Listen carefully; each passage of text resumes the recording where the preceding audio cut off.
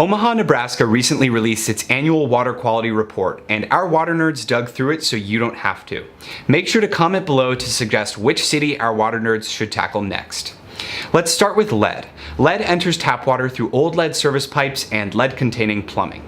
Based on data from the 2017 Water Quality Report, lead levels in Omaha ranged from less than 0.5 to 14.9 parts per billion, which is just under the federal action level of 15 parts per billion. 10% of samples tested for lead had more than 6.4 parts per billion. EPA, CDC, and the American Academy of Pediatrics all agree that there is no safe level of lead for children. Lead is a neurotoxin that can have serious developmental effects on children, especially between the ages of 0 to 5. Next is arsenic. Arsenic is a heavy metal that typically leaches into groundwater as surrounding bedrock naturally weathers over time.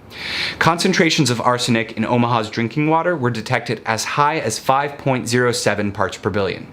The federal maximum contaminant level for arsenic in drinking water is 10 parts per billion, but regulatory agencies acknowledge that this level should be reduced to 1 or even 0 parts per billion.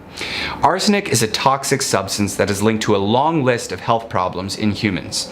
Next is disinfection byproducts, or DBPs. Concentrations of trihalomethanes averaged 43 parts per billion, but levels were detected as high as 86.3 parts per billion.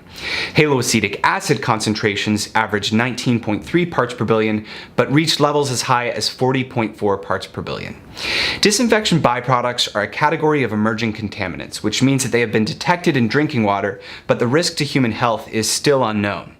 Regulatory agencies have very little knowledge about the adverse health effects of DBPs and their toxicity, but EPA has stated that they have been linked to an increased risk of bladder cancer, as well as kidney, liver, and central nervous system problems.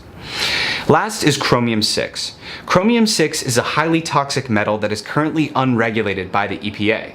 Chromium-6 pollution is associated with metal processing, tannery facilities, chromate production, stainless steel welding, and pigment production.